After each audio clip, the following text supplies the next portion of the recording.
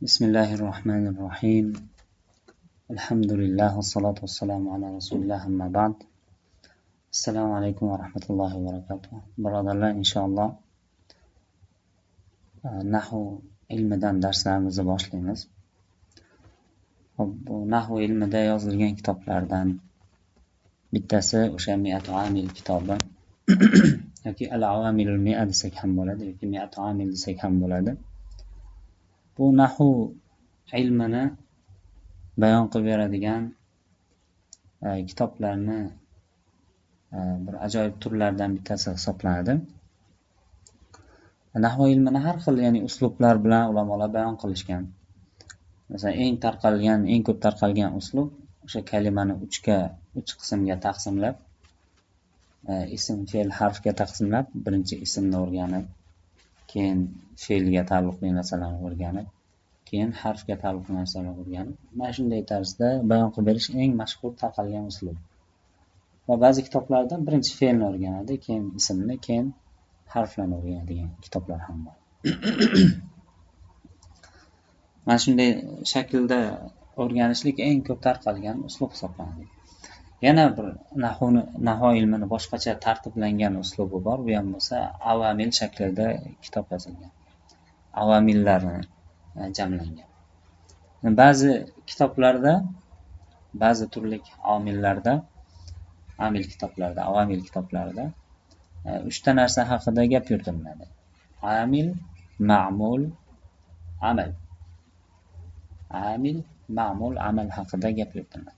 Amil degani bu o'sha bir kalimani oxirini o'zgarishlikka sababchi bo'ladigan narsani amil deyiladi. Ya'ni ma'mul esa o'sha oxiri o'zgaradigan kalima ma'mul bo'ladi. Amal esa o'sha o'zgarishlikni o'zi, i'rob. Mana shu 3 ta narsani 3 ta taqsim bilan nahvni tushuntirishgan ba'zi ulamolar. Endi ba'zi kitoblarda esa faqatgina amillar haqida gapirgan. Ba'zi kitoblar faqat amillar haqida gapirgan. Mana shu biz oldimizda o'qimoqchi bo'ladigan kitobimiz Al-Awamil Mi'a yoki Mi'atu Amil kitobi. O'sha faqat amillarni ko'rsatib bergan, ularning ma'nolariga ishora qilib ketgan kitoblardan bittasi hisoblanadi. Biz tanlagan kitobimiz Awamil Jurjani. Bu kitobning muallifi Abdul Qodir ibn Abdurrahman ibn Muhammad al-Jurjani rahimahulloh. Shofiy ulamolaridan, Eronda o'tgan ulamolardan 471-474 sanalarda vafot etgan taqriban. Hijriy 471 sanalarda taqriban vafot etganlar. Abdul Qodir al-Jurjani rahimahulloh balog'a ilmini muassislaridan bittasi hisoblanadi. Ya'ni o'zi balog'a ilmi oldindan bor, lekin kitob shaklida alohida, uni arab tilida alohida kitob qilib yozgan, birinchi bo'lib yozgan ulamolardan bittasi hisoblanadi. Va bu kishini nahv ilmida ham, ya'ni katta ishlari bor, shulardan bittasi o'sha Al-Awamil Mi'a kitobi. Mi'atu Amil kitobi. Mi'atu Amil kitobi bu biz tomonlarda o'zi xosatan oldin bu kitob ko'p diyorlarda o'qilgan va ayni paytda biz tomonlarda va Pokiston va Qafqoz tomonlarda juda ko'p o'qiladigan kitob hisoblanadi. Biz tomon deganda o'sha O'rta Osiyoda juda ko'p o'qiladigan kitob hisoblanadi. Qanchadan qancha ulamolar bu kitobni o'qib, bu kitobning yordamida, bu kitobdan olgan ilmlari bilan Qur'on hadisni tushunishgan, ilmlar hosil qilishgan. Shuning uchun ya'ni bu kitob talab ilm bilish kerak bo'lgan kitoblardan bittasi. O'shaning uchun bu kitobni ko'rib chiqamiz inshaalloh. Qo'ldan kelgancha sharhlaymiz.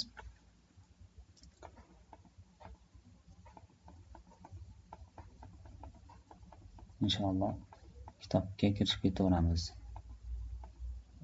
Biz tashlagan nimada PDF nusxada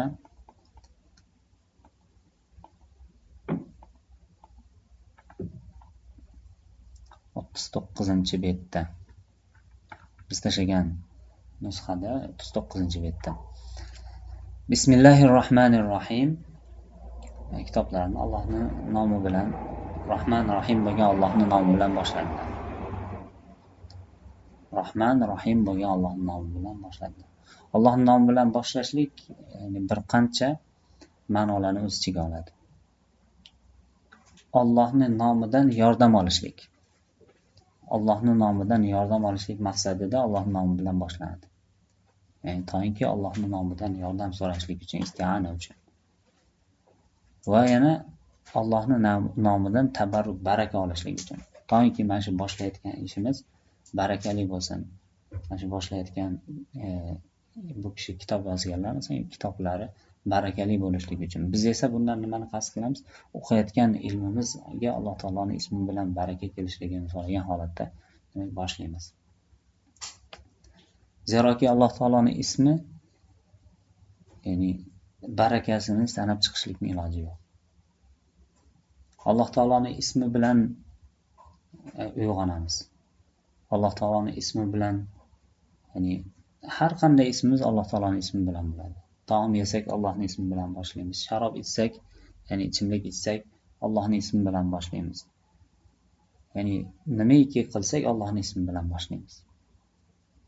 Kiyim kiysak Allohning ismi bilan, o'rnimizdan tursak Allohning ismi bilan.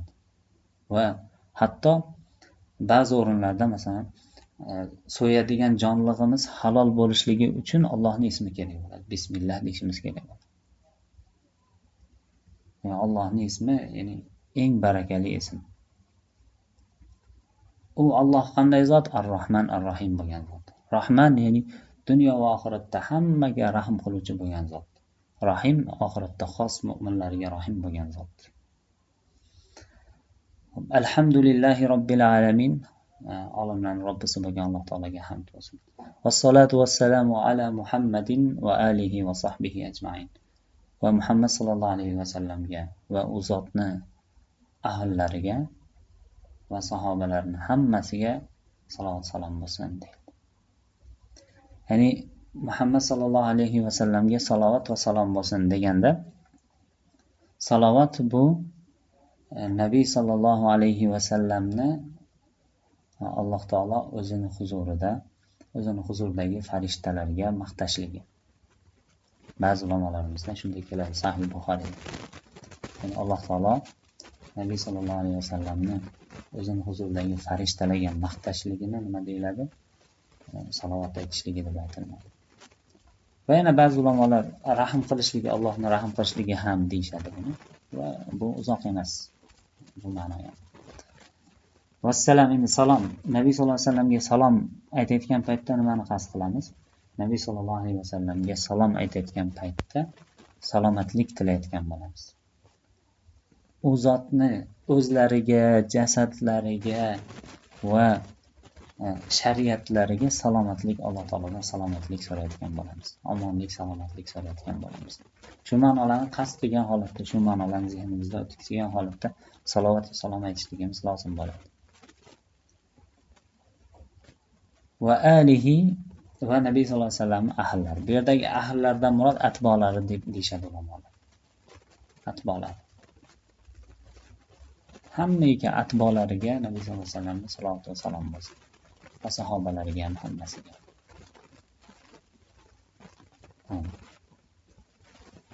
Endi Nabiy sallallohu alayhi vasallamdan boshqaga salovat aytishlik, xoslab boshqa kishilarga salovat aytishlik, payg'ambar bo'lmagan kishilarga salovat aytishlik bu to'g'ri bo'lmaydi, lekin illa tobi bo'lgan holatda, Nabiy sallallohu alayhi vasallamga tobi qilingan holatda salovat aytiladi.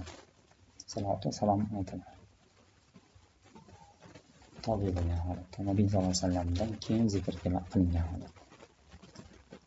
Endi boshqa payg'ambarlarga to'g'rirog'i salovat aytsa bo'ladi, salovat aytiladi boshqa payg'ambarlarga ham. Ibrohim alayhisolatu vassalam, Musa alayhisolatu vassalam, Iso alayhisolatu vassalam deyilaveradi. Ba'zi ulamolar lekin shunda ham ergashtirib aytish kerak deyshadi. Alayhi va ala nabiyina salatu vassalam deyshadi ba'zi. Demak, salot va salomlar bilan, Allohning nomlari bilan boshlayaptilar. Va ba'd, salot va salomlardan keyin fa innal awamila fi an-nahwi على ما ألفه الشيخ الإمام عبد القادر بن عبد الرحمن الجرجاني رحمه الله رحمة الله تعالى عليه 100 عام. ya'ni nahvdagi omillar 100 ta omildir. Nahv ilmidagi omillar 100 ta omildir deyaptilar. 100 omil. Bu yerda innan xabari 100 amil. Innal awamila innan ismi fi nahwi o'sha nahvdagi taqdirdagi nimaga mutaalliq bo'ladi, taqdirdagi kaynunga. Va 100 amilin innan xabar bo'ladi. Endi o'sha Imom Abdul Qodir ibn Abdurrahman al-Jurjani rahimahulloh ta'lif qilganlari bo'yicha o'sha nahvdagi omillarga qaraydigan bo'lsak, ular 100 ta omildir. Omil aytganimizdek, bu qanday narsa? Bir kalimani oxirigini o'zgarishlikka sabab bo'ladigan narsani amil deyiladi. Va hiya tanqasimu ila qismayni. Amillar ikki qismga taqsimlanadi. Ikki xil bo'ladi, ya'ni amillar. Lafziyatin, birinchisi lafziy omillar. Va ma'naviyatin, ikkinchisi ma'naviy omillar. Fal lafziyatu minha tanqasimu ila qismayni. Endi lafziy va ma'naviy omillar deyildi. Lafziy va ma'naviy omillar. Lafziy omillar deganda, ya'ni talaffuz qilinadigan, og'iz bilan aytsa bo'ladigan omillar degan. Ma'naviy omillar esa bir so'z emas u, balki bir qoida u. Lafziy omillarga misol, masalan, bi zaydin. Bi zaydinni oxirini jar qildi, kasra qildi. Bu lafz, bi degan lafz zaydinni oxirini kasra qildi. Inna zaydan qoimun. Inna zaydan kalimasini oxirini nasb qildi masalan. Inna kalimasi, inna lafzi. Lekin ba'zi bir ma'naviy omil esa ba'zi qoidalar bo'ladi. Bu ikkita omil o'zi aslida ma'naviy omil. Mudori fe'lini masalan marfu qiladigan omil.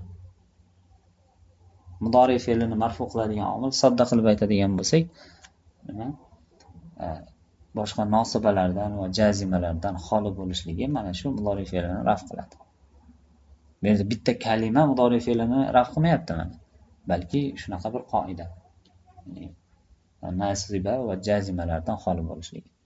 Yoki masalan mubtadoni raf qiladigan narsa. Mubtadoni raf qiluvchi omil. Mubtadoni raf qiluvchi omil ham bu o'sha boshqa lafziy omillardan xoli bo'lishligi mubtadoni raf qiladi masalan. Bir so'z kelib turib raf qilmayapti mubtadoni, balki shunaqa bir ma'naviy bir qoida raf qilyapti. Buni ma'naviy amil deb aytiladi. Fal-lafziyatu minha tanqasimu ila qismayni. Endi lafziy omillar ham shu omillarning ichida, 100 ta omilning ichida lafziylari ikki qismga taqsimlanadi. Samaiyatin va qiyasiyya. Samoi omillar va qiyasiy omillar. Samai omillar deganda biz arablardan shuni omil ekanligini eshitganmiz. Arablar shuni bir kalimani oxirini o'zgartiradigan qilib ishlatgan va biz o'zimizcha yangicha to'qib chiqara olmaymiz. Masalan, bu kitobda keladigan nimalar, harfi jarlar sanoqli, masalan 17 tacha, taqriban 17 tacha harfi jar keladi. Biz o'zimizdan boshqa bir harfi jar to'qib ishlata olmaymiz. Bu arablar shu falonta harfi jar bo'ladi, u kalimalarni jar qiladi deydi. Bitta kalimani jar qiladi deydi. Arablar shunday ishlatishgan. Biz o'zimizdan yana yangi boshqa bir harfi jar to'qib chiqara olmaymiz. Bunaqalarni nima deyiladi? Samai omillar deyiladi. Endi qiyosiy omillar esa, qiyosiy omillar bizga o'sha omilni bir qoidasi zikr qilinadi va o'shaga biz qiyos qilib ishlataveramiz. Masalan, fe'llar omildir deydi. Har qanday fe'lni o'sha masalan daraba zaydunda darabani misol qilib keltirishligi mumkin. Daraba bu amil deyish mumkin. Biz endi darabaga boshqa fe'llarni qiyos qilaveramiz. Yoki ism fa'illar omil deganda hamma ism fa'illarni qiyos qilaveramiz.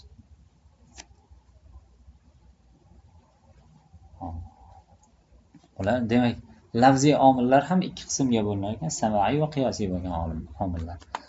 Sama'iylari ahadun va tis'una amilan. Ularning ichida sama'iylari 91 amil ekan. Demak, eng katta qismi sama'iy omillar bo'lyapti. Omillarning katta qismi, ya'ni 100 ta amilning ichida, bu yerda 100 ta desak noto'g'ri bo'ladi. 100 xil amil desak bo'ladi. 100 xil amilning ichida 91 tasi nima bo'lyapti? Sama'iy amillar bo'lyapti. Lekin aslida bu ko'rinishida eng ko'pi samaiymi yoki qiyosiy amillarmi deganda sama'iy ko'pdek bo'lib ko'rinadi-yu, lekin aslida sama'iy amillar qiyosiy amillarga nisbatan kam hisoblanadi. Ya'ni qiyosiy amillar to'g'ri 7 xil amil ular, lekin ularning ichida juda ko'p nimalar bor, amillar bor. Ya'ni masalan, bu sama'iy amillar faqatgina 91 ta amil bo'ladigan bo'lsa, qiyosiy amillar bitta fe'lni o'zida masalan minglab fe'llar aytaverish mumkin masalan. Yuzlab fe'llar aytish mumkin masalan. Fe'l ham qiyosiy amil hisoblanadi. Al-muhim, lekin 100 taning ichida 91 tasi nima? Sama'iy amil hisoblanadi. Qiyosiylar esa 7 amil, 7 ta omil hisoblanadi. Wal ma'nawiyyatu minha adadani. Endi ma'naviylari esa 2 ta ekan. Lafziylari 91 ta, nimalari? Nima? Lafziylari 98 ta bo'lyapti. Endi lafziylarni 2 ga bo'lganimizda 91 tasi sama'iy amil, 7 tasi qiyosiy amil bo'lyapti. Ma'naviylar faqat 2 ta amil bo'lyapti.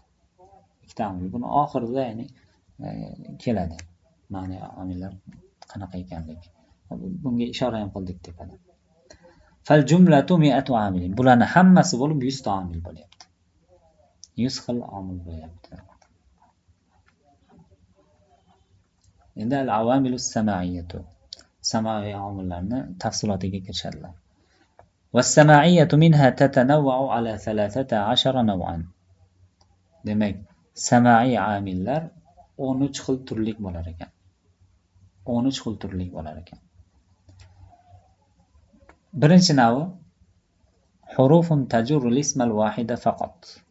Birinchi navi 13 tadan birinchisi faqatgina bitta ismni jar qiladigan harflar. Faqatgina bitta ismni jar qiladigan harflar. Bular va hiya 17 harfan. Bular 17 ta harf ekan.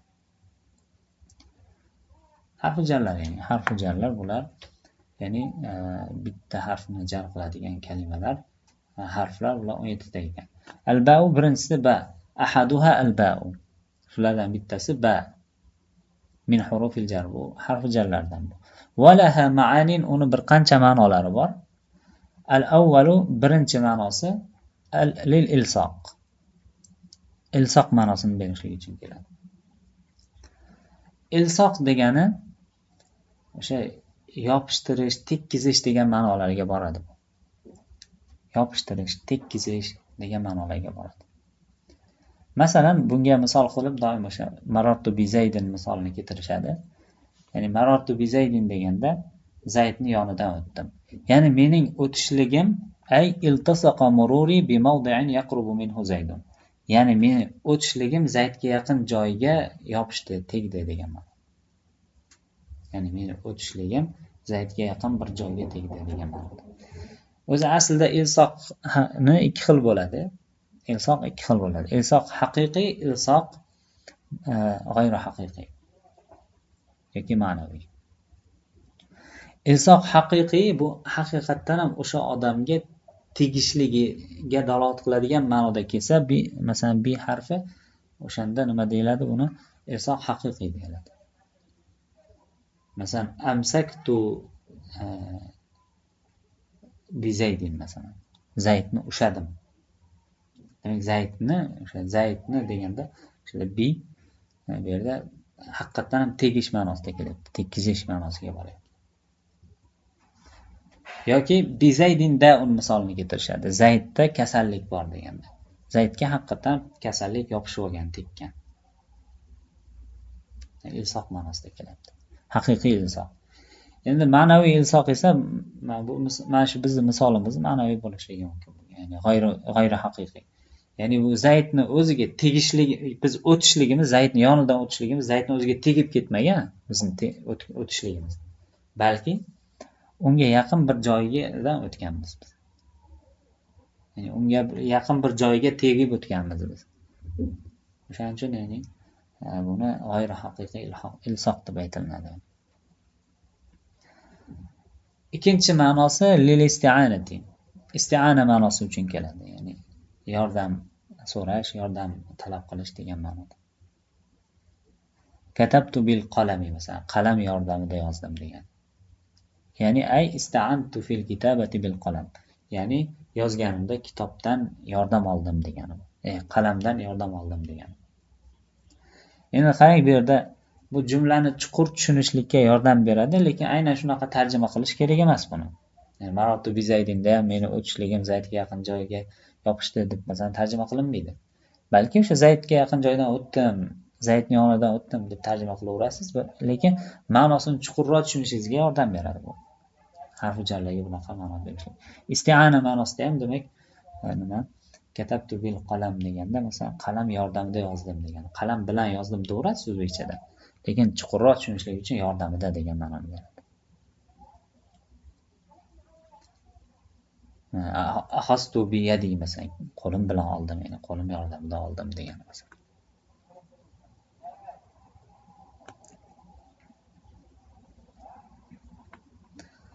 Uchinchisi vasalisu lil musahaba. Bi musahaba ma'nosida keladi. Ya'ni bilan ma'nosida keladi. Birgalikda degan ma'noni berishlik uchun keladi.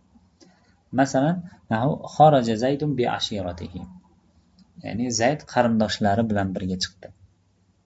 Qarindoshlarining musohabasida, hamrohligida, sherikligida birga chiqdi degan.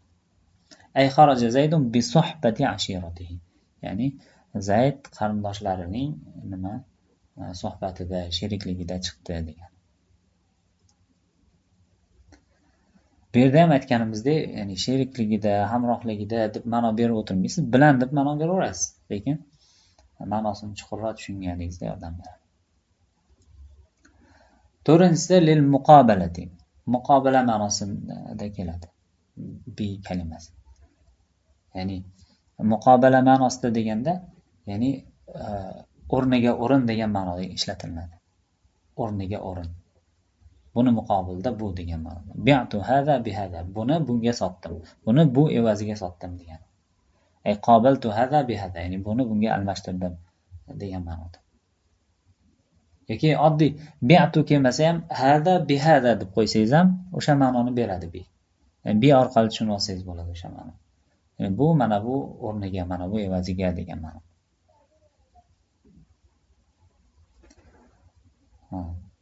Val xamisu 5-chi ma'nosi lit ta'diyat, mutaaddi qilishlik ma'nosida keladi. Mutaaddi qilishlik. Zahabtu bi zaydin masalan zaydni ketkizdim degan. Ay azhabtuhu. Zaydni ketkizdim.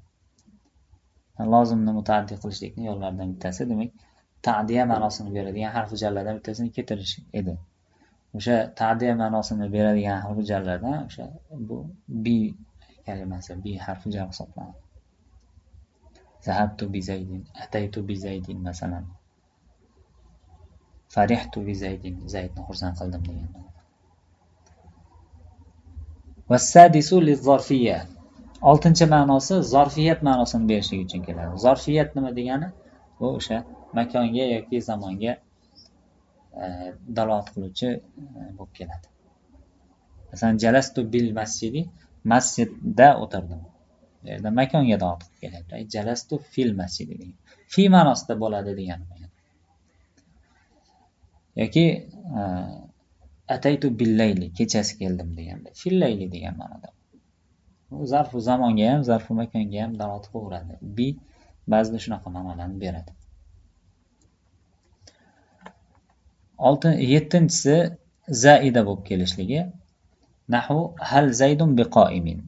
Zayd qoimmi, tika turuvchimi deganda masalan, yoki qoim bo'luvchimi, qiyomul layl qiluvchimi degan ma'noda. Bu yerda istifhom bilan ko'pincha ishlatiladi. Bu zoida bo'lishligi har xil sabablarga ko'ra ishlatiladi, zoida qilinadi. Yani istifhom siyoqida arablar bini zaida qilib ishlatishgan. Ba'zi o'rinlarda bu jumlani ma'nosini kuchaytirib beruvchi hisoblanadi. zoida ma'lum bir sabablarga ko'ra zoida qilinadi. O'sha sabablardan bittasi tazyinil kalam bo'lishligi mumkin. Jumlani ziynatlab ko'rsatishlik uchun bo'lishligi mumkin. Yoki jumlani ma'nosini kuchaytirishlik uchun, ta'kidlashlik uchun bo'lishligi mumkin. Ila oxiriga har xil sabablarga ko'ra nima zoida qilinadi. Ba'zida masalan she'rlarda she'rni qofiyasini to'g'irlashlik uchun ziyoda qilinadi. Muhimi bi ba'zida zoida bo'lib keladi. Masalan hal zaydun bi qoimin ay hal zaydun qoimun degan. Va ka qawlihi ta'ala va kafa billahi shahida. Va yana Alloh taoloning mana bu oyati kabi Alloh taolo guvohlikka kifoya qiladi deganda. Kafallohu Alloh foil berdi o'zi aslida. Va kafallohu shahida. Bu yerda billahi deganda bu zoida ekanligini qayerdan biladi? Zoida ekanligini bini olib tashlasangiz ham ma'no to'g'ri bo'laverishligidan bilinadi. Endi Allohning oyatlarida, Qur'onda bu zoida deb aytilinadimi, aytilmaydimi degan masalada ixtilof bor. Ba'zi ulamolar odob yuzasidan zoida demaslik kerak deyshadi. Zoida demaslik kerak, chunki zoida deganda ortiqcha degandek bo'lib qoladi deyshadi ba'zi ulamolar. Lekin chunki Alloh taolo oyatida bironta narsa ortiqcha emas, har bittasi ya'ni ma'nosi bor. Ma'lum bir ma'nolarni berishlik uchun keltirilgan. Va kafa billahi shahida.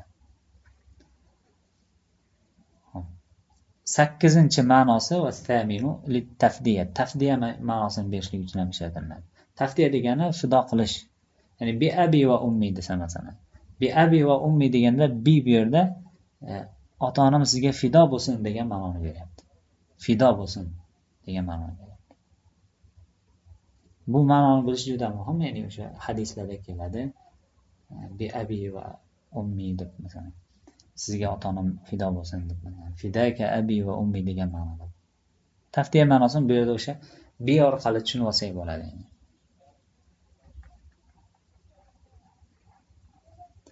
Bu bining ma'nolari edi. Demak, 17 ta harf jardan bittasi demak ba bo'ldi va uni ba'zi ma'nolari zikr qilindi. Xo'p, endi jumlada mana shu ma'nolardan bittasiga to'g'ri kelsa, o'sha ma'noni berib ketilaveradi. Shunga qarab ma'no chiqarilib ketilaveradi. Va ikkinchi harf jar vasani min va laha ma'anin, uni ham bir qancha ma'nolari bor. Ahaduha uni bittasi libtida'il g'oya, g'oyani boshlashlik uchun. G'oyani boshlashlik uchun keladi. G'oya ma'lum bir zamonning miqdori yoki makonning miqdori. Bu g'oya deyiladi.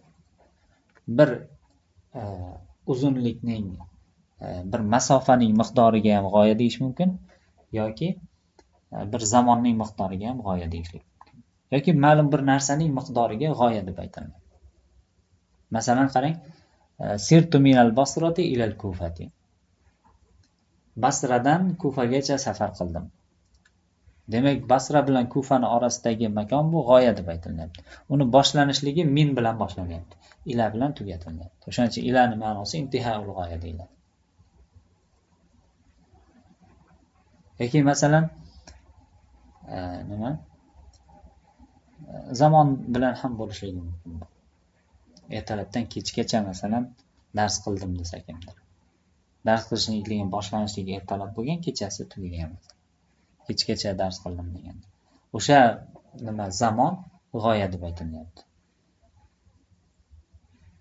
Yoki ikkita o'sha bir g'oyaning, bir makonning yoki vaqtning boshlanishligi yoki bir ishning boshlanishligi. Bu nima deyiladi? G'oya deb aytiladi. Ibtidoiy g'oya deyiladi. Ya'ni bu yerda jumlani tafsirlab beryaptilar. Sirtu minal basrati ilal kufati deganda ibtida'u sayri minal basrati ilal kufa. Mening sayrimdan boshlanishligi Basradan Kufagacha bo'lgan edi demoqchilar.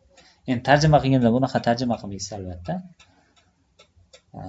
Tarjima qilganda Basradan Kufaga safar qildim deb, sayr qildim, safar qildim degan ma'noda tarjima qilaverasiz. Lekin ma'noni chuqurroq tushunaman desangiz, o'sha min boshlash ma'nosini beryapti. G'oyani boshlash. Va yu'rafu bi sihhati wad'i al-ibtida makanahu. Endi buni minni ma'nosi bu yerda g'oyani boshlash ma'nosida ekanligini qayerdan bilamiz? İbtida kalimasini uni o'rniga qo'yishligimiz to'g'ri bo'lishligi bilan bilamiz uni. Tanib olinadi. Bu ma'noni qanday tanib olinadi? O'rniga ibtida kalimasini qo'yib ko'rsangiz, ya'ni o'sha basradan boshlangan demak, boshlanishlik kalimasini qo'yib ko'rsangiz jumla to'g'ri bo'ladigan bo'lsa, unda mana shu ibtidai g'oya ma'nosida kelayotgan bo'ladi. Hop, ikkinchi ma'nosi li tabinil jins. Jinsni bayon qilib berishlik uchun keladi. Ya'ni bir masalan mana bu misolimizda kaqavlihi ta'ala fajtanibur rijsa minal awsani. Iflosliklardan saqlaninglar dedi Alloh taolo. Endi iflosliklar juda ko'p ma'nolarni o'z ichiga oladi. Juda ko'p iflosliklar bor. Aynan qaysi jinsidan saqlanaylik? Aynan qaysi jinsidan saqlanaylik deganda minal awsani, butlardan bo'lgan ifloslikdan saqlaninglar. O'sha jinsini aniqlab berdi. Rijsning jinsini aniqlab berdi hozir berdi min bizga. Min yordamida biz rijsning jinsini bilib oldik. Demak, bizga jinsni aniqlashlikda, jinsni bayon qilib berishlikda yordamchi bo'ldi min. Buni ma'nosi allazi huval awsan, ya'ni rijsdan saqlaninglar, u shunday rijski, u vasan butlardan iborat bo'lgan, butlardan iborat bo'lgan rijs degan. Yoki xotamun min fiddatin. Xotamun deganda uzuk. Endi uzuk har xil narsadan bo'lishi mumkin. Temirdan bo'lishi mumkin, kumushdan bo'lishi mumkin, oltindan bo'lishi mumkin, ilaxiri. Ya'ni shu jinslari ko'p jinslardan iborat bo'lishi mumkin. Bu yerda bizga aniqlab berayotgan narsa nima? Bayon qilib berayotgan min bayon qilib beryapti. Aynan fidda jinsidan bo'lgan nima? Xotam uzuk deyiladi. Endi bu ma'noni va yu'rafu bi sihhati wad'i allazi makanahu. Buni o'rniga allazini qo'yishlik to'g'ri bo'lsa, o'sha bilan bila olamiz buni. Bu demak tabiiy jins ma'nosida kelyapti. Allazi qo'yib ishlatib ko'rasiz, ma'no to'g'ri bo'lsa, demak bu tabiiy jins ma'nosida kelyapti ekan deyiladi. Va salisu, uchinchi ma'nosi lit tab'id. Tab'id ma'nosini berishlik uchun. Tab'id nima degani? Bir qismiga dalolat qilishlik. Ya'ni mindan keyingi kalimani bir qismi, min ba'zisi degan ma'nosini beradi. Min o'zining majrurining ba'zisi degan ma'noni beradi. Masalan, sharibtu minal ma'i deganda suvdan ichdim. Ya'ni suvni bir qismini ichdim degani. Ay ba'dal ma'i. Suvdan ichdim. Va akhadtu minad darahim, dirhamlardan oldim. Dirhamlarni hammasini oldim emas, dirhamlarni bir qismini oldim degani. Ay ba'dal darahim. O'sha bir qismini degan ma'noni min beryapti. Mana shuni tab'id uchun deyiladi. Va ya'rafu bi sihhati wad'il ba'di makanahu. Uni o'rniga ba'd kalimasini qo'yib ko'rishlik to'g'ri bo'lishligi bilan bilinadi bu ma'no. Buni qanday tanib olamiz bu ma'noda ekanligini? O'rniga ba'zi kalimasini qo'yib ko'ramiz, shu to'g'ri bo'ladigan bo'lsa, demak bu tab'id ma'nosida kelayotgan bo'ladi. Va rabi'u to'rtinchisi bi ma'na fi. Fi ma'nosida ham keladi. Masalan, qavlihi ta'ala إذا نودي للصلاة من يوم الجمعة فاسعوا إلى ذكر الله. Ya'ni juma kunida namozga nido qilinadigan bo'lsa deganda bu yerda min fi ma'nosida keladi. Fi yawmil jumuati deb keladi. Ba'zi ulamolarimizda shunday. Fi ma'nosini ham beradi. Beshinchisi zaida bo'lib kelishligi nahu ma ja'ani min ahadin. Menga hech kim kelmadi deganda. Bu yerda ya'ni jumlani ta'kidlab, ma'nosini kuchaytirib beradi bu min. O'zi aslida ja'ani fa'ili ahad kalimasi. Bu yerda min ahadin deb endi min zaida qilib aytiladi. Ay ma ja'ani ahadun degan ma'noda bu. Va yu'rafu bi annaha law usqitat lam yukhalla al-ma'na al-asli. Endi buni qanday bilinadi bu zoida ekanligi? Uni soqit qilinsa, tushirib yuborilsa, asli ma'no buzilmasligi bilan bilinadi. Asli ma'no buzilib ketmasa, minni tushirib yuboradigan bo'lsangiz, jumlani ado qilish kerak bo'lgan ma'no ado qilinsa-yu, bu nima deyiladi? Bu zoida ekan deyiladi.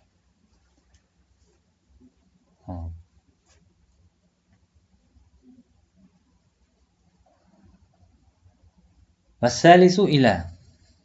Uchinchisi ila. Ya'ni o'sha 17 ta harfi jardan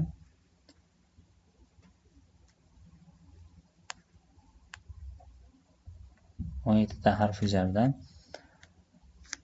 uchinchisi ila harfi.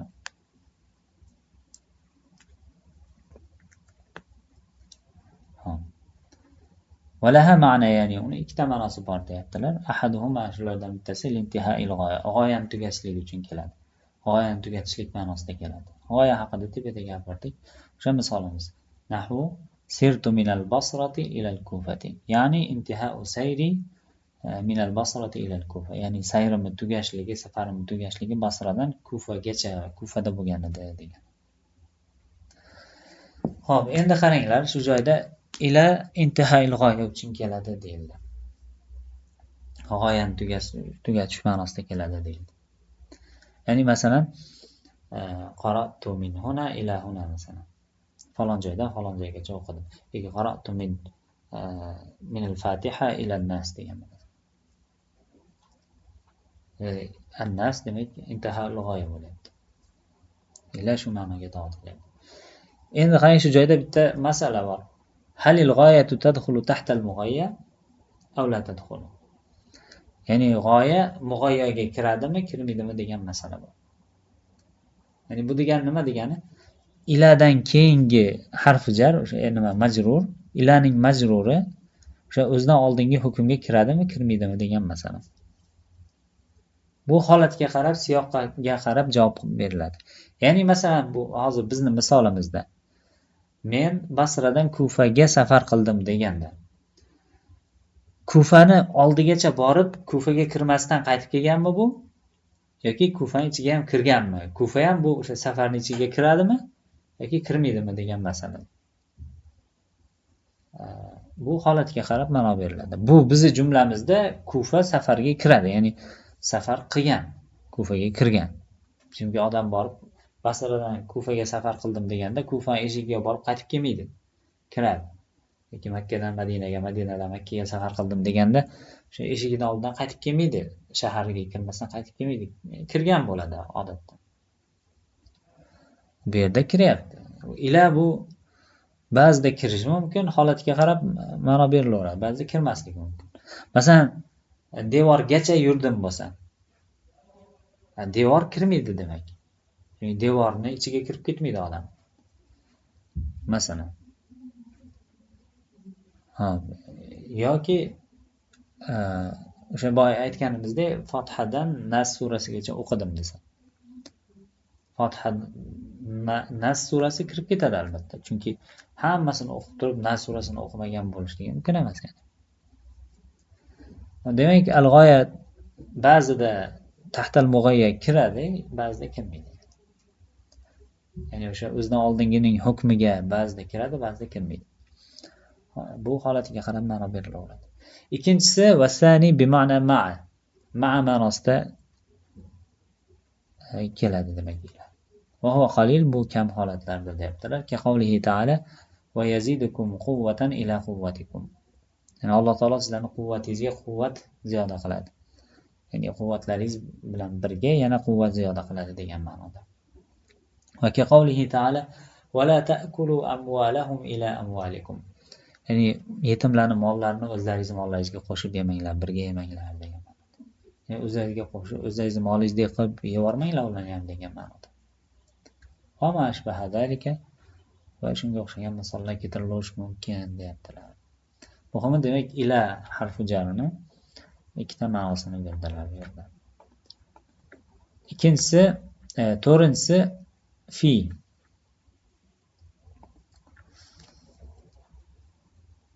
Va rabi'u fi va laha ma'na, ya'ni uni ikkita ma'nosi bor deyaptilar. Ahaduhuma liz-zarfiyya, bittasi zarfiyat ma'nosida. Va hiya hululu shay'i fi ghayrihi. Bu bir narsa boshqasida joylashishligiga aytiladi. Bir narsa boshqa bir narsada joylashishligiga zarfiyat deyiladi. Zarf degani o'zi aslida idish degani. Idish degani. Yani bir narsaga idish bo'lishi, ya'ni bir makon, bir vaqt bir narsaga masalan hulul nima bo'ladi, idish bo'ladi. Masalan, masjidda namoz o'qidim deganda, namoz o'qishlik masjidda bo'lgan, demak namoz o'qishlik ishini idishi joyi nima bo'layapti? O'sha masjid bo'layapti. Va hiya hululu shay'i fi g'ayrihi. Bir narsa boshqasida joylashishligiga nima deyilar ekan? Zarfiyat deyiladi.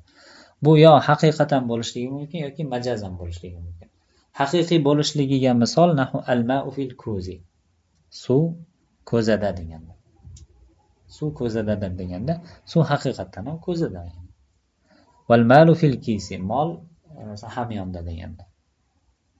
Mol hamyonda. Mol haqiqatan ham hamyonda masalan. Majoziy ma'noda emas bu. Lekin endi majoziy ma'nosiga misol, majoziy zarfiyatga misol an-najatu fis-sidqi. Najot to'g'ri sodiqlikdadir. Najot sodiqlikdadir deganda bu ya'ni ma'naviy ma'no.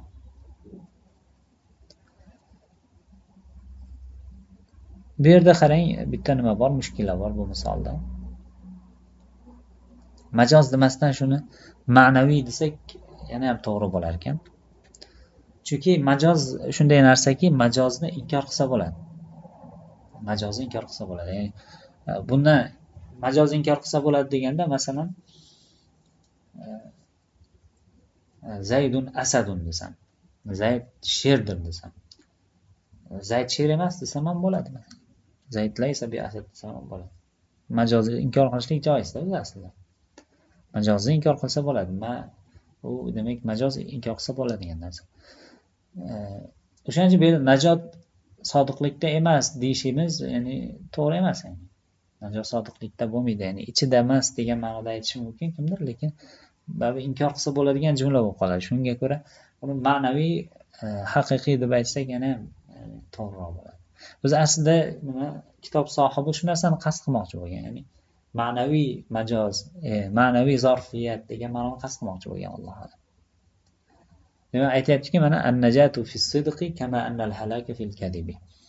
Ya'ni najot sodiqlikdadir, xuddiki halokat yolg'onda bo'lgani kabi. Bular ya'ni ma'naviy zarfga misol bo'ldi. Endi zarf aytganimizdek bu zamon bo'lishi mumkin yoki makon bo'lishligi mumkin. Vasani endi fi'ni ikkinchi ma'nosi esa bu bima'na ala bo'ladi, ala ma'nosida bo'ladi va huwa qalil. Bu kam deyaptilar, lekin bu kam deganda zarfiyat ma'nosiga nisbatan qaraganda kam. Juda ko'p o'rinlarda fi zarfiyat ma'nosida ishlatiladi fi, lekin nisbatan qaraganda ala ma'nosida ham keladi, lekin u zarfiyat ma'nosiga nisbatan qaralsa bu kam albatta. Ilada ham xuddi shunaqa. U ilani ma'a ma'nosida ekanligini kam dedilar, lekin arablar ko'p ishlatadi bu narsani. Lekin uni o'sha intihai g'oya ma'nosiga nisbatan qarasak kam degan bu. Nisbiy bu yerda kamlik. Ka qawlihi ta'ala va la usallibannakum fi juzu'in nakhli degan oyatdagi kabi. Men sizlarni xurmo daraxtlariga osaman degan. Juzu' ya'ni xurmo daraxtini tanasiga sizlarni osaman degan. Endi fi ala juzu'in nakhli degan ma'noda keladi. Ya'ni bu o'zi nima? Fir'aun sehrgarlar o'sha Musa alayhisalomga iymon keltirgandan keyin men izn bermasdan turib sizlar iymon keltirdingizmi? Men sizlarni bunday qilaman deb, ya'ni o'sha gaplarning ichida vala usallibannakum fi juzu'in nakhli. Men sizlarni o'ldirib tanalaringizni o'sha xurmo daraxtini nimasiga, shoxlariga, daraxtiga, tanasiga osaman sizlarni dedi. Unda o'sha fi ala ma'nosida kelyapti.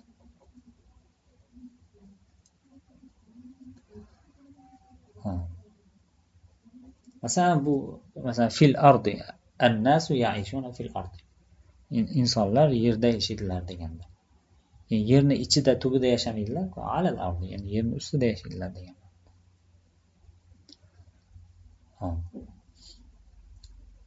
Keyingisi 5-inchisi al-lamu. Lam harfi jar bo'lgan lam.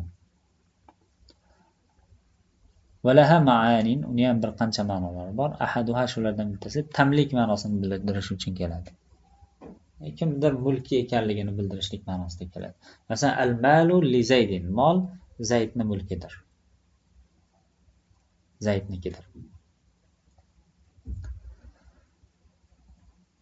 Vassani ikkinchi ma'nosi esa taxsis uchun keladi, xoslashlik uchun keladi.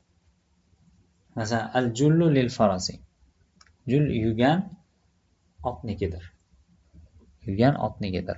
Ya'ni yugan otnikidir deganda otga xosdir degan ma'noda. Chunki ot bu nima ega bo'la olmaydi. Ya'ni buni yuganning egasidir deya olmaymiz. Otning mulkidir deya olmaymiz. Chunki ot bu malik emas bu. Malik bo'ladigan bu nima inson bu. Inson malik bo'la oladi. Ot esa nima bo'ladi? Bu unga xos deyishimiz mumkin. Lekin o'zi aslida u kimning mulki? Otning egasini mulki. Lekin xos deganimizda, ya'ni bu otga xos bo'lgan yugan degan ma'noda. Bu otga xos bo'lgan yugandir. Bu otning yuganidir demoqchi. Yugan otnikidir. Otga xosdir degan ma'noni beradi. Endi bu taxsis ma'nosi insonga nisbatan ham ishlatilishligi mumkin. Insonga nisbatan ham ishlatilishligi mumkin. Masalan, sinfda bir qancha kitob bo'lsa yoki bir qancha o'sha stollar bo'lsa, haza li Zaydin desam, bu Zayd uchun desam, uni mulki degani emas, balki Zaydga xos, ya'ni u uchun atab qo'yilgan, u uchun ajratilgan degan ma'noda bo'ladi. Unga xos degan ma'noda bo'ladi. Va salisu uchinchi ma'nosi demak ta'lil ma'nosida keladi. Ta'lil bu sababni bildirish degani. Sabab bayon qilish degani. Masalan, darabtu Zaydan lit-ta'dibi. Zaydni urdim, unga odob berishlik uchun. Tarbiya qilishlik uchun, odob berishlik uchun urdim degan.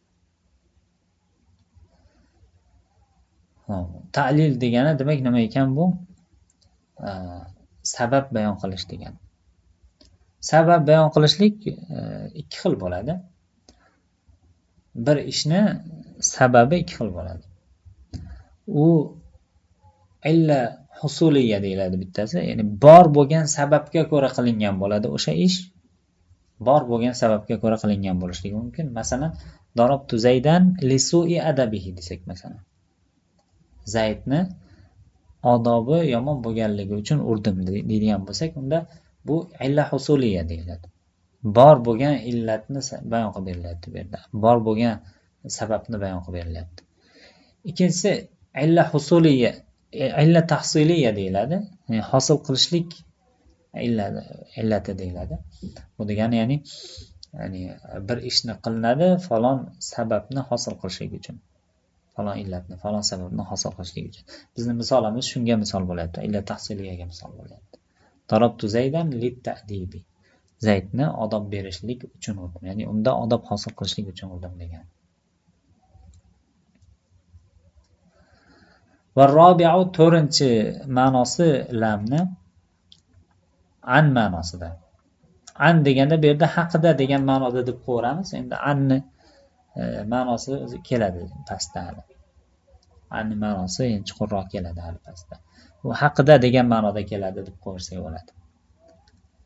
Idza stu'mila ma'al qawli, agar bu qala so'zi bilan ishlatilinsa, qawl, qala yaqulu degan fe'llar bilan ishlatilinadigan bo'lsa, o'shanda an ma'nosida ham keladi.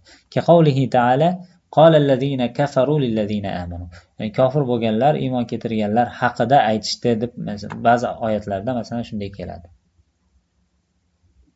Ya'ni iymon keltirgan kofirlar iymon keltirganlar haqida aytishdi. Shu joyda haqida degan ma'no an ma'nosida kelyapti. Ay anil ladina amanu. Val xamisu beshinchisi zaida, zoida bo'lib keladi. Ka qawlihi ta'ala radifa lakum. Radifa lakum. Sizni orqangizdan ergashdi degan. Ay radifakum degan. Radifa o'zi nima? Harfi jarsiz ham mutaaddi bo'laveradigan fe'l hisoblanadi. Unga lam qo'shilib harfi jar bilan kelayotganligi bu lamni zayd ekanligiga dalolat qiladi deyshadi ba'zi ulamolar. Bu lamni zayda bo'lib kelishligi edi. Vasadisu bima'na ba'du. Ba'da degan ma'noda ham keladi, keyin degan ma'noda ham keladi. Ki qawlihi ta'ala aqimis solata liduluki shamsi. Quyosh zavol bo'lgandan keyin namozni qoyim qilgin degan oyat kelyapti. Bu yerda liduluki shamsi ay ba'da duluki shamsi. Duluk ya'ni zavol bo'lgandan keyin.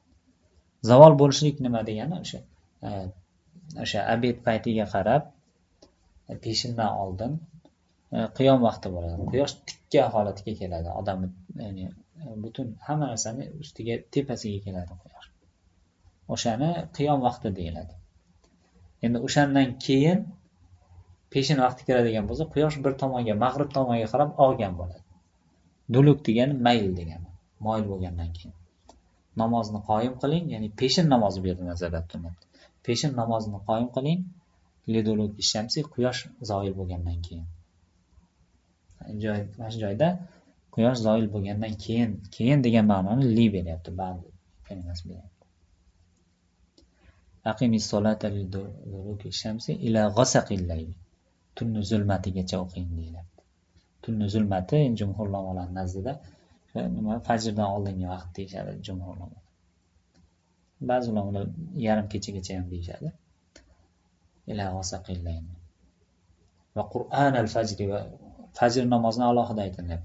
Ya'ni peshindan to o'sha quyosh zoil bo'lgandan boshlab to zulmatigacha o'qing. Ya'ni bu 4 ta namozni o'z ichiga oladi. Peshin, asr, mag'rib, isha namozlarini o'z ichiga oladi.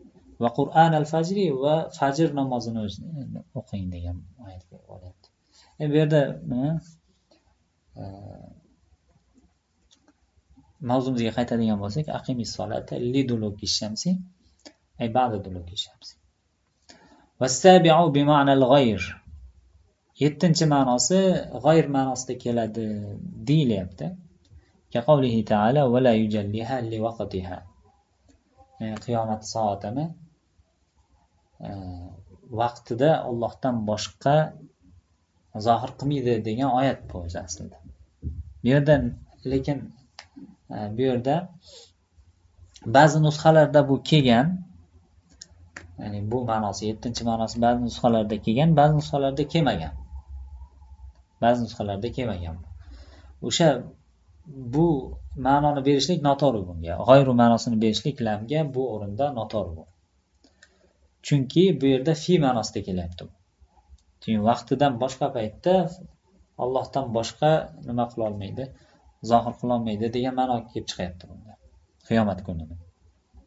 Qiyomat soatini vaqti kelganda faqat Allohgina zohir qila oladi degan ma'no bu o'zi aslida.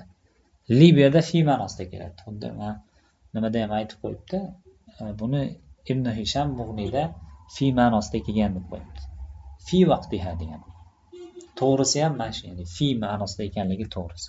Lekin g'ayri ma'nosida ekanligi bu jumlaning ma'nosini o'zgartirib yuboradi.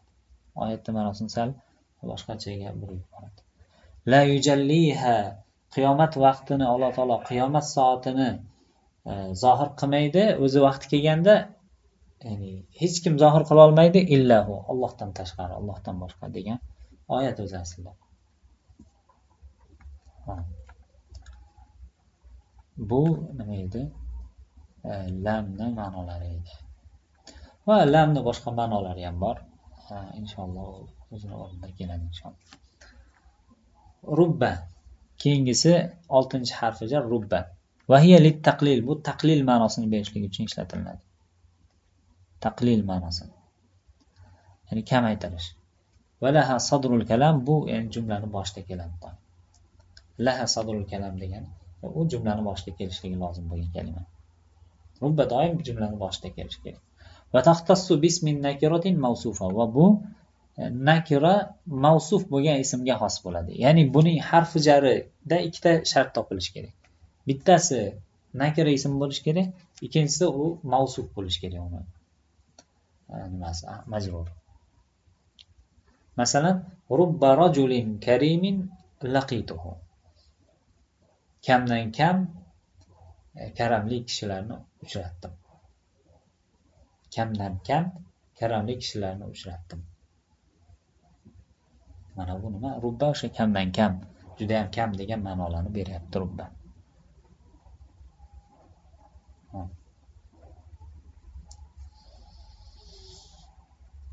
buni majrurda mana aytganimizdek ikkita sifat, ya'ni ikkita shart topildi. Bittasi nakira ekanligi va u mavsuf kalimin uni sifati.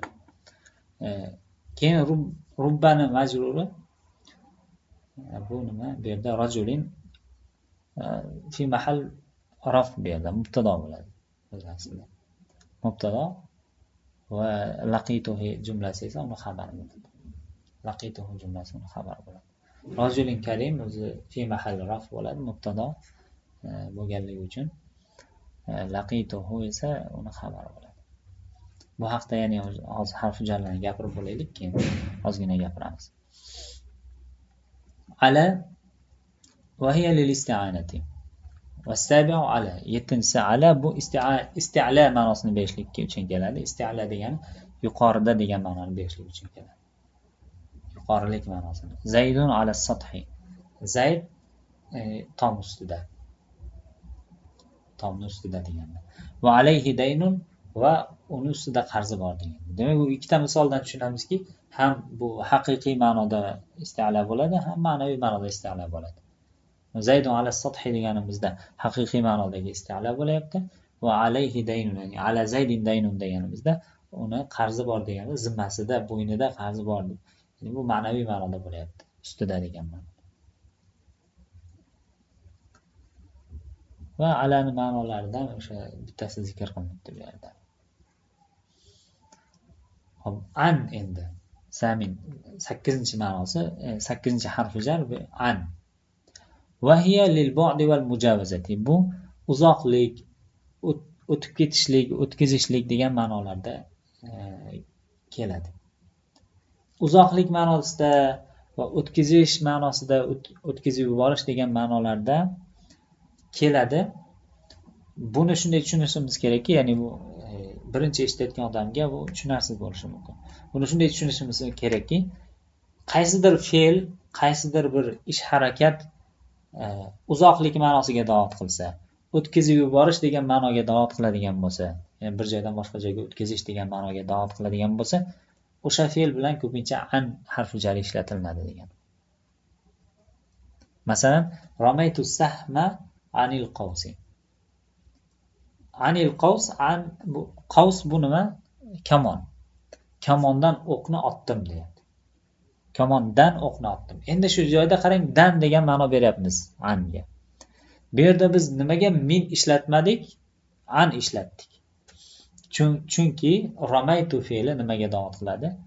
Uzoqlatish, o'tkazib yuborish degan ma'nolarga da'vat qiladi. Demak, bu yer anning o'rni. An kalimasi ishlatiladigan o'rin, min emas. Bu yerda min ham ibtidoul g'oya deb minni keltirishimiz mumkin edi.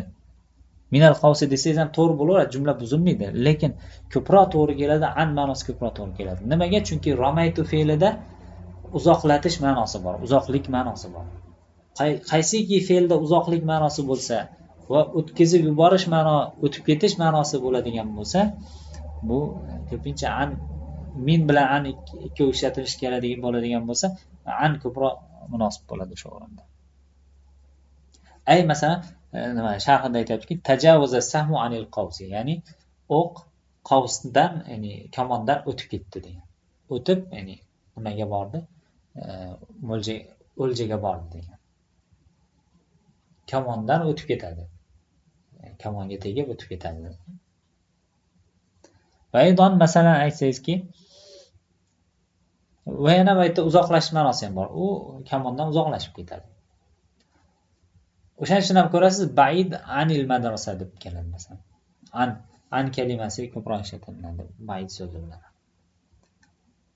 Min ham ishlatiladi, lekin ya'ni an ko'proq munosib bo'ladi. Va aydon idza qulta balagani an zaydin hadisun, ya'ni yana Zayd haqida menga gap yetib keldi, bir xabar yetib keldi deydigan bo'lsangiz ham shu joyda an kalimasi ishlatiladi. Zayd haqida degan so'z ham o'zi aslida o'sha ma'nolarda, ya'ni o'tkazish ma'nolari, o'tib ketish ma'nolari bor bu yerda. Fa ma'nahu tajawaza ilayya anhu hadisun, ya'ni menga u haqda hadis o'tib keldi, yetib keldi. Ya'ni xabar kimlardandir menga o'tdi degan ma'no borda. O'sha o'tishlik ma'nosi bormi bu yerda? Demak, an munosib bo'lyapti bu yerda. An harfi jar munosib bo'lyapti bu yerda. Demak, an bu'd va mujavvaza fe'llari bilan birga ishlatiladi. Hop. U tepada aytganimiz ham li va qolallazina kafaru lillazina amanu deganimizda li an ma'nosida kelyapti deganimizda ham mana shu ma'no bor u yerda ham aslida. Shuning uchun shu joyda ishora qilgandim. Hali anda gaplashamiz buni. Al-kafu keyingisi 9-inchisi al-kafu. Va laha ma'na, ya'ni uni ikkita ma'nosi bor. Bittasi ahaduhuma lit-tashbih, tashbih degan ma'noni beradi. Masalan, Zaydun kal asadi. Zayd sher kabidir. Tashbih o'xshatish ma'nosini beryapti. Tashbihan majaziyan, buni majoziy tarzda o'xshatilyapti Zaydni Asadga. Li shajaatihi, shijoatli bo'lganligi uchun. Haqiqiy tarzda emas, ya'ni haqiqiy tarzda uni masalan dumi bor, to'rtta oyog'i bor degan emas uning. Haqiqiy tarzda o'xshatilmaydi, balki o'sha ba'zi bir xususiyatlari, majoziy xususiyatlari o'xshatilyapti.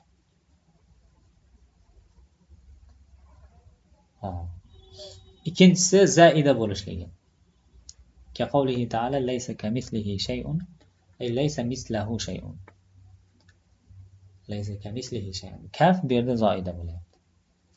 Ya'ni mislahu degani o'zi aslida Alloh hech narsa Allohga o'xshash emasdir degan ma'noda bo'lyapti. Mislahu mislalloh, ya'ni hech narsa Allohga o'xshash emasdir degan ma'noda bo'lyapti. Agar bu kaga ma'no beradigan bo'lsak, nima bo'lib qoladi ma'nosi? Hech narsa Allohning misli kabi emasdir bo'lib qoladi. Allohga o'xshash narsa kabi emasdir bo'lib qoladi.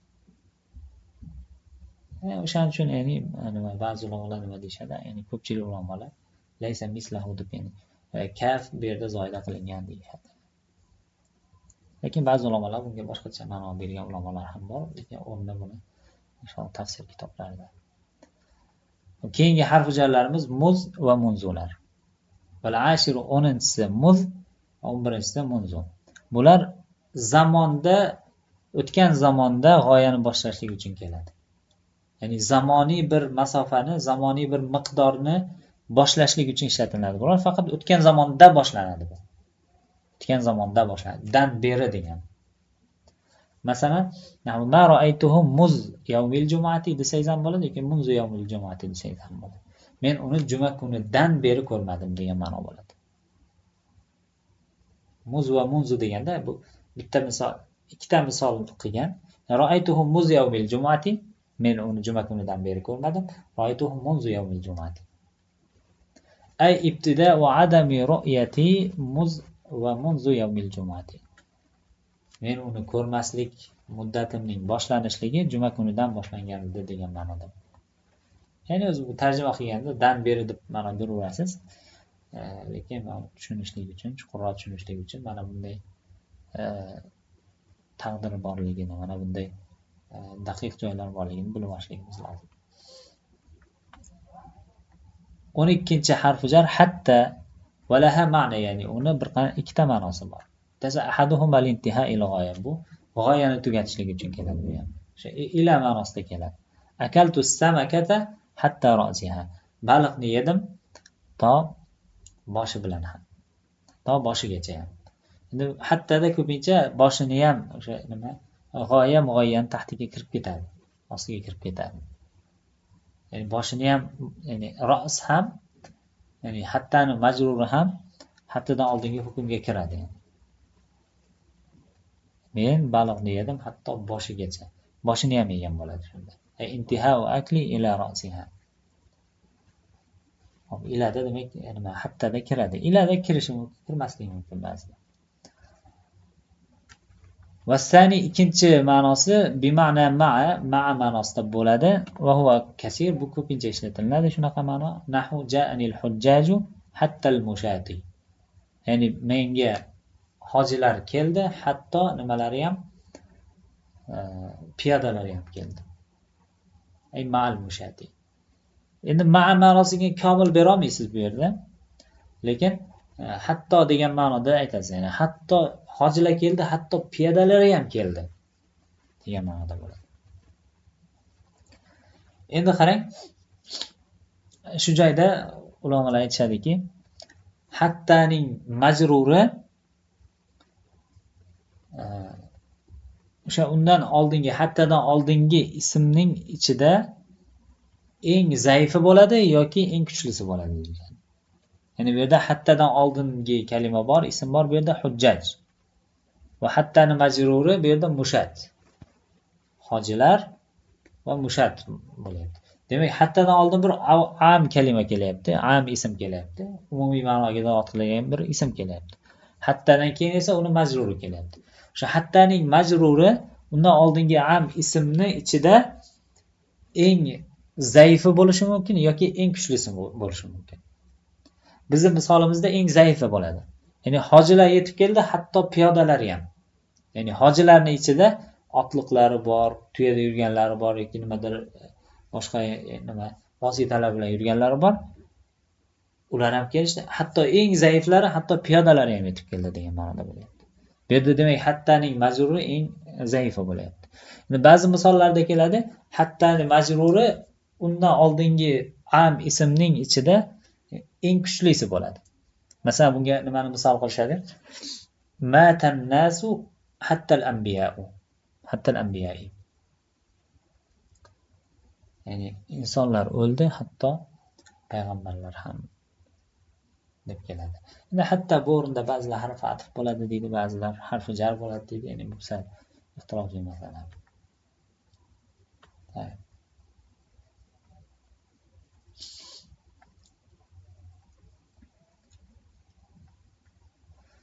Keyingi harf jarlarimiz vovul qasam va ta'uhu va ba'uhu. Qasam ma'nosiga dalolat qiladigan vov va ta va balar. والثالث عشر واو القسم نحو والله لا أفعلن كذا. Allohga qasamki men shunday qilaman. Allohga qasamki deganda o'sha vallohi o'sha vav harfi jar. La af'alanna kaza esa bu javobul qasam jumlasi deyiladi. Allohga qasamki men unday qilaman deyapti. Bu qasam ta'kidlash jumlasi hisoblanadi. Hozir bu qasam harf jarlarni ko'rib chiqaylik, keyin bular haqida qasam haqida ozgina gapiramiz. Vallohi la af'alanna kaza. 14-si va robi'a ashara ta'ul qasam. Ta'ul qasam qasam ma'nosini beruvchi ta kalimasi. Nahu tallohi la af'alanna kaza. Allohga qasamki men shunday qilaman. Va ba'uhu ba'ul qasam. Billahi la af'alanna kaza. Allohga qasamki men shunday qilaman degan. Bular hammasi qasam ma'nosini beradi, uchovi ham.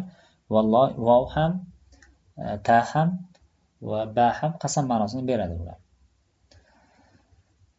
Lekin bularning orasida farq bor. Vav kalimasini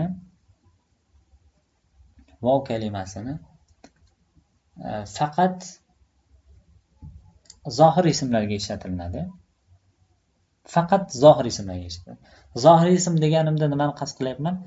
Domirni ziddi bo'lgan zohir ismlarni qasd qilyapman. Masalan, vahu deyilmaydi. Vahu yoki vaka deyilmaydi masalan. U faqat zohir ismlarga ishlatiladi. Bu Alloh bo'lishi mumkin, ya'ni Allohning ism sifatlari bo'lishi mumkin, ya'ni Allohning ismi bo'lishi mumkin, yoki Allohning ism sifatlari bo'lishi mumkin. Vallohi vallazi nafsu Muhammadin biyadihi masalan. Var-Rahmani masalan. Alloh taolo masalan o'zi xohlagan narsalar bilan qasam ichadi. Va-shamsi va duhaha.